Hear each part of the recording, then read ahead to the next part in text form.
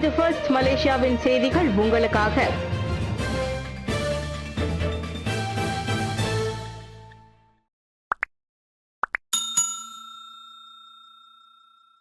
Kuala Lumpur Putrajaya பினாங்கில் அடுக்குமாடி பள்ளிகள் முன்னோடி திட்டம் இவ்வாண்டு அமல். புத்ரஜயா பினாங் மற்றும் கோலாலம்பூரில் இவ்வாண்டு அடுக்கு பள்ளிகளை கட்டும் முன்னோடி திட்டத்தை கல்வி அமைச்சு செயல்படுத்துகிறது. அதிக மாணவர்களை கொண்ட பள்ளிகளில் நெரிசல் பிரச்சனையை களையும் போக்கில் வர்த்தக பெருநிறுவனங்களின் ஒத்துழைப்புடன் அத்திட்டம் மேற்கொள்ளப்படுகிறது. அடுக்குமாடி வடிவிலான பள்ளிகளை நிர்மாணிப்பதன் மூலம் செலவினத்தை குறைக்க முடிவதோடு மாணவர்களுக்கு மிகச்சிறந்த கல்வி வசதி கட்டமைப்பை உருவாக்கி தர முடியும் என அமைச்சு நம்பிக்கை தெரிவித்தது. தலைநகரில் 10 முதல் 17 மாடிகளுடன் செங்குத்தாக 2 பிளாக் பள்ளி கட்டிடங்களை நிர்மாணிக்க DBKL திட்டமிட்டிருப்பதாக கடந்த மாதம் செய்திகள் வெளியாகின. மஸ்ஜித் இந்தியா ஆலய விவகாரம் அனைத்தையும் செய்துவிட்டு இப்போது கை கழுவுகிறதா DBKL? ராமசாமி விமர்சனம். ஜாலான் மஸ்ஜித் இந்தியா தேவி ஸ்ரீ பத்ரகாளியம்மன் ஆலய விவகாரத்தில் என்னமோ தங்களுக்கு சம்பந்தமே இல்லாதது போல் DBKL பேசுவதாக பேராசிரியர் டாக்டர் ராமசாமி சாடியுள்ளார். உண்மையில் தற்போது நடக்கும் அத்தனை பிரச்சனைகளுக்கும் மூல காரணமே DBKL தான் என உரிமை கட்சியின் தலைவருமான அவர் குற்றம் சாட்டினார். 2008 அக்கோவிலை தற்போதுள்ள இடத்திற்கு மாற சொன்னதே DBKL தான். இதன் மூலம் அந்நிலம் நிரந்தரமானது என்ற தோற்றம் உருவானது.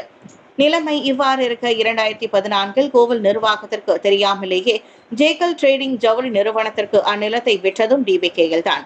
இந்நிலையில் கோவில் இடமாற்றம் குறித்து பேச்சுவார்த்தை தொடருவதாக கூறப்பட்டது. ஆனால் அங்கு மசூதி கட்டப்படவிருக்கும் தகவல் இப்போதுதான் வெளிச்சத்திற்கு வந்துள்ளது என பல கேள்வி எழுப்பியிருப்பதாக ராமசாமி சுட்டிக்காட்டினார். 130 ஆண்டுகள் பழமை வாய்ந்த ஆலயத்தை பாதுகாக்க வேண்டிய பொறுப்பை DBKL தட்டுக்கழித்துள்ளது என்றும் அவர் கூறினார். மாணவர்களை சமூக ஊடக உள்ளடக்கத்திற்கு பயன்படுத்த வேண்டாம், ஆசிரியர்களுக்கு ஃபாமி எச்சரிக்கை. ஆசிரியர்கள் சமூக ஊடக உள்ளடக்கங்களுக்காக மாணவர்கள், குறிப்பாக ஆரம்ப பள்ளி மாணவர்களை பயன்படுத்தக்கூடாது. குறிப்பாக டிக்டாக் வீடியோக்களுக்கு மாணவர்களை பயன்படுத்த வேண்டாம் என தொடர்புத்துறை அமைச்சர் டத்தோ ஃபாமி ஃபட்சில் எச்சரித்துள்ளார். அதுபோன்ற படங்களையோ வீடியோக்களையோ பொறுப்பற்ற தரப்பினர் பாலியல் குற்றங்கள் உட்பட தவறான நோக்கங்களுக்கு பயன்படுத்தக்கூடும்.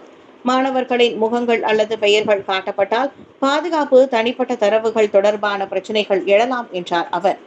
இது மாணவர்கள் பாலியல் துன்புறுத்தல் போன்ற பிரச்சனைகளின் போய் முடியும் என நெகிரி செம்பிலான் நிலாயில் ஆசிரியர்களுடனான சந்திப்பில் ஃபாமி நினைவுறுத்தினார். இணையம் பாதுகாப்பாக பயன்படுத்தப்படுவதை உறுதி செய்ய தமது அமைச்சு கல்வி அமைச்சுடன் அணுக்கமாக ஒத்துழைத்து வருவதாகவும் அவர் சொன்னார். மாய்க தலைவர் தான் ஸ்ரீ விக்னேஸ்வரன் தலைமையில் சமூக ஒருங்கிணைப்பை வலுப்படுத்தும் நோன்பு திறப்பு நிகழ்வு. மாய்காவின் தேசிய தலைவர் தான் ஸ்ரீ S. விக்னேஸ்வரன் தலைமையில் நேற்று நேதாஜி மண்டபத்தில் நோன்பு திறப்பு நிகழ்வு மிகவும் சிறப்பாக நடைபெற்றது.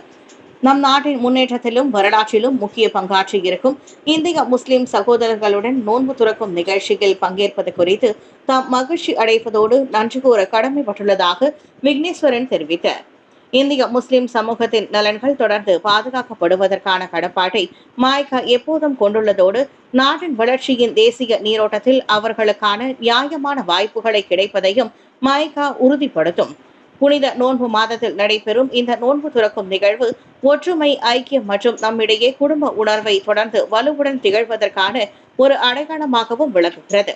முஸ்லிம் சகோதரர்களின் கருத்துக்களை நான் மிகவும் மதிப்பதோடு தமது மக்களின் தேவையை உண்மையான தலைவர்கள் எப்போதும் காது கொடுத்து கேட்க வேண்டும் என்பதோடு அதனை புரிந்து கொள்ள வேண்டும் என்பதையும் உணர்ந்துள்ளேன்.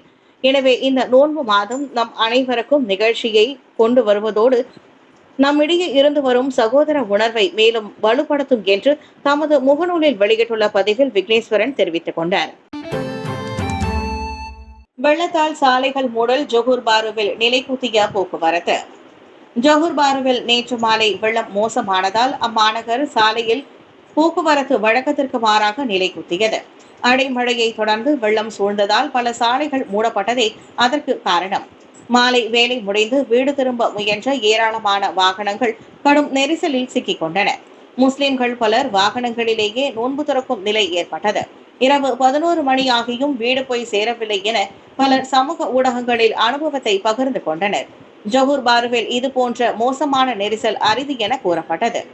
ஜொஹூரில் நேற்று மாலை விடாது பெய்த மழையால் ஜொஹூர் பாரு, கோத்தாதிங்கி, குலுவாங், குலாய், பொந்தியான் ஆகிய 5 மாவட்டங்கள் பாதிக்கப்பட்டன. இதையடுத்து சுமார் 80 தற்காலிக துயர் துடைப்பு மையங்கள் திறக்கப்பட்டு 5000த்திற்கும் மேற்பட்டோர் அங்கு தஞ்சம் அடைந்தனர். காஜாங்கில் எதிர் திசையில் வாகனம் ஓட்டி வைரலான முதியவர் கைது. ஸ்லாங்கூர் காஜாங்கில் சாலையில் எதிர் திசையில் வாகனம் ஓட்டிய முதியவர் கைது செய்யப்பட்டுள்ளார். ஜாலான் பெர்சியாரான் மக்கோட்டா ரெசிடென்ஸ் சாலையில் நேற்று அச்சம்பவம் நிகழ்ந்ததாக காஜாங் மாவட்ட போலீஸ் தலைவர் துணை ஆணையர் நஸ்ரோன் அப்துல் யூசுப் கூறினார். அபாயகரமாகவும் மற்ற சாலை பயனர்களுக்கு ஆபத்தை விளைவிக்கும் வகையிலும் வாகனம் ஓட்டியதற்காக அவர் கைதானார். அவரின் செயலால் ஜாலான் மக்கோட்டா ரெசிடென்ஸ் 1 சாலையில் இருந்து ஜாலான் பெர்சியாரான் மக்கோட்டா ரெசிடென்ஸ் செல்லும் பாதையில் போக்குவரத்து தடைப்பட்டது. அதிகபட்சம் 5 ஆண்டுகள் சிறை தண்டனை மற்றும் 5000 ரிங்கிட் அபராதம் விதிக்க வகை செய்யும் 1987 போக்குவரத்து சட்டத்தின் கீழ் 60 வயது அந்நபர் விசாரிக்கப்படுகிறார். அம்முதியவர் எதிர் திசையில் வாகனம் ஓட்டிய வீடியோ முன்னதாக பேஸ்புக்கில் வைரலானது. ஜொஹூரில் வெள்ளம் 10,000த்திற்கும் மேற்பட்டோர் பாதிப்பு.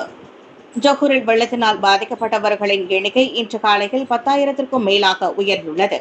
நேற்றிரவு 8 மணி வரை 917 குடும்பங்களை சேர்ந்த 3964 பேர் வெளியேற்றப்பட்ட வேளையில் இன்று காலையில் இந்த எண்ணிக்கை அதிகரித்தது.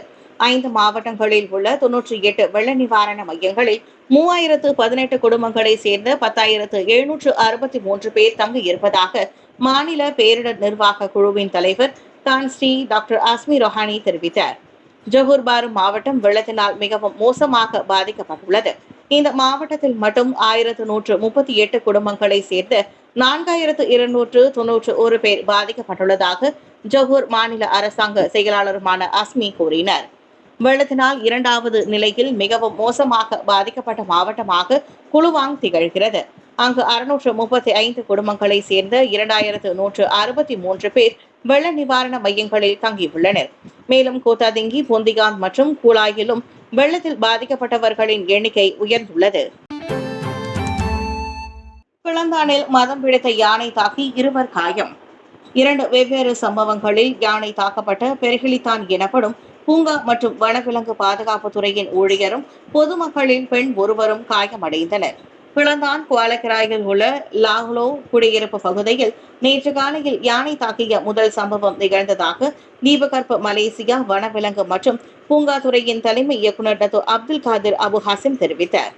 இதற்கு முன்னதாக கோலக்கிராய் லாலோ தேசிய இடைநிலை பள்ளிக்கு பின்புற பகுதியில் யானை தாக்கிய சம்பவத்தில் அங்குள்ள குடியிருப்பு வாசியான பெண்மணி ஒருவர் காயமடைந்ததாக கோலக்கிராய் மாவட்ட பெர்ஹிலித்தானுக்கு தகவல் கிடைத்ததாக அவர் கூறினார்.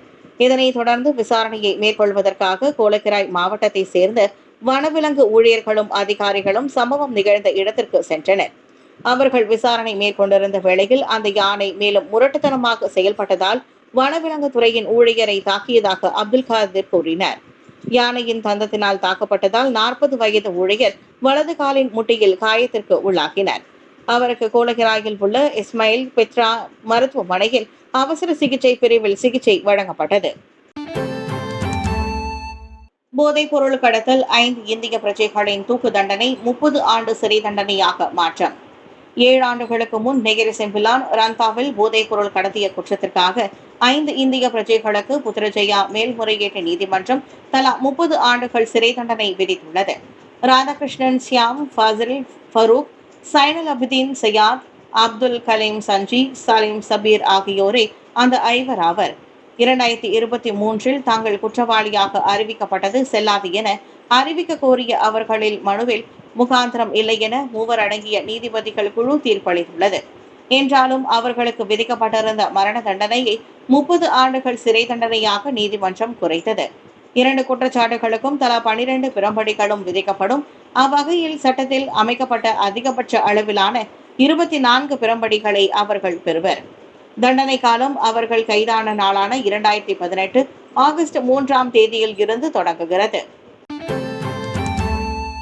உலகின் மிக விலை உயர்ந்த உல்ஃப் டாக் நாயை 50 கோடி ரூபாய்க்கு வாங்கிய பெங்களூரு ஆடவர். இந்தியா பெங்களூருவில் விலை உயர்ந்த நாய்களை வளர்த்து வருவதன் மூலம் புகழ் பெற்றவரான ஆடவர் ஒருவர் அரிய வகை நாய் இனமான உல்ஃப் டாக் நாயை 50 கோடி இந்திய ரூபாய்க்கு வாங்கியுள்ளார். கேடபாம் ஒகாமி என்ற பெயரை கொண்ட இந்த தனித்துவமான நாய் ஓநாய் மற்றும் ககாசியன் ஷெப்பர்ட் இனத்தின் கலப்பினமாகும். இது இந்த வகையான முதல் நாய் என்று நம்பப்படுகிறது.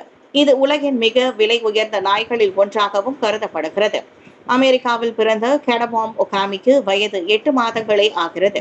ஆனால் 5 கிலோகிராமுக்கு மேல் எடை கொண்ட இந்த நாய் ஒவ்வொரு நாளும் 3 கிலோ பச்சை இறைச்சியை சாப்பிடுகிறது. தனித்துவமான நாய்களை இந்தியாவில் அறிமுகப்படுத்துவதே இதன் தனது நோக்கம் என சதீஷ் கூறினார். வெளியில் அதனை கொண்டு செல்லும் போதெல்லாம் மக்கள் செல்ஃபி எடுத்துக்கொள்ள ஆர்வம் காட்டுகின்றனர். நடிகர்களை விட என் நாய்க்கு மவுசு அதிகம் என சதீஷ் சிரித்துக் கொண்டே கூறினார்.